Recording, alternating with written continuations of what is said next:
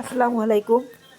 Chicken momo তৈরি, সাথে নিজের মতো তৈরি ডিপলিং সস। প্রথমে ময়দাটা একটু লবণ আর সয়াবিন তেল দিয়ে ময়ান দিয়ে মেখে নিতে হবে। তারপরে যে বুকের মাংস আর সাথে দিয়েছিলাম 2টা গাজর, একটু হালকা মূলা অথবা একটু বেশি করে পেঁয়াজ আর একটু রসুন আর টমেটো দিয়ে ব্লেন্ড করে দিয়েছি। কাঁচামরিচ দিয়ে 2 কোয়া রসুন দিয়ে ব্লেন্ড করে দিয়ে আমার হেল্পিং হ্যান্ড আবার ভুল করে একটু পানি দিয়েছিল, তাই আমি এটাকে একটু ফ্রাই করে নিচ্ছি।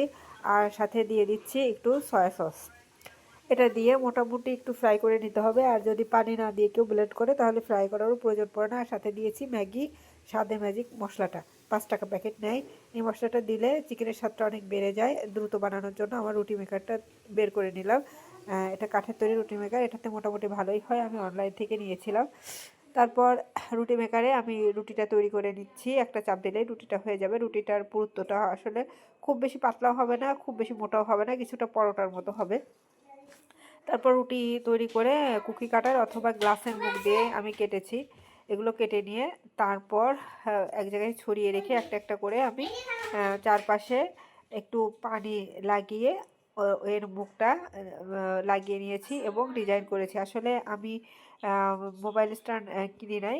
আমি এক হাত দিয়ে ভিডিও করছিলাম আর এক হাত দিয়ে ভাঁজ দেখাচ্ছিলাম, ওই জন্য অত ভালোভাবে দেখাতে পারি নাই। সবাই দেখলেই হয়তো বুঝতে পারছেন, কারণ আমি খুব সহজ ভাঁজগুলোই দিয়েছি, খুব কঠিন ভাঁজ দেই নাই।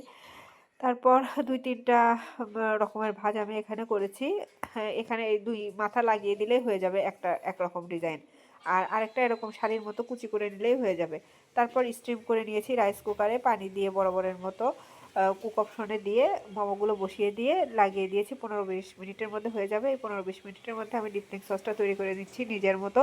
আমি দিয়েছি এখানে কাঁচামরিচ আর একটু জর্দার রং দিয়েছি। কেউ চিলি ফ্লেক্স দেয় এবং শুকনো মরিচের গুঁড়া দেয়। আমার শুকনো মরিচটা তেমন পছন্দ না, গ্যাসের সমস্যা হয়, এজন্য আমি কাঁচামরিচ এবং সাথে দিয়ে দিয়েছি অ্যাপেল সিডার ভিনেগার। এখানে হোয়াইট ভিনেগারটা না দেওয়ার চেষ্টা করবেন, তাহলে টেস্ট ভালো আসবে না। অ্যাপেল সিডার ভিনেগারই দেবেন, আর যদি না থাকে তাহলে লেবুর রস আর পানি আর হালকা একটু চিনি দিলেই হবে।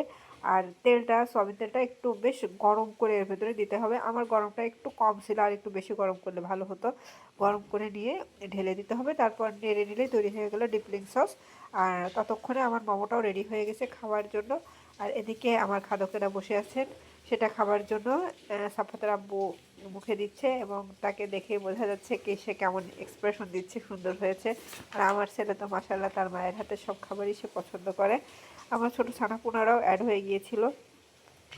তারপর ওদিন আমরা গরম গরম খেলাম, আরও কিছু সংরক্ষণ করে দিলাম নেক্সট দিন খাওয়ার জন্য। পরের দিন আবার আমরা ওভেনে গরম করে খেলাম। যাই হোক, আসলে বাসায় তৈরি করলে সবাই তৃপ্তি সহকারে একসঙ্গে খাওয়া যায় এবং জিনিসটাও অনেক হাইজেনিক হয়। আর সবার এই হাসি মাখা তৃপ্তি দেখে সবাই সুস্থভাবে চলে যেতে পারি, এটাই হচ্ছে জীবন। সবাই ভালো থাকবেন, সবাই নিজের মতো করে চেষ্টা করবেন যেন বাসার হাইজেনিক খাবার। এখন আসলে শেখাটা অনেক সহজ হয়ে গেছে, ইউটিউব দেখে কিংবা নিজের ইচ্ছাশক্তি থাকলেই বানিয়ে নেওয়া যায়। আল্লাহ হাফেজ।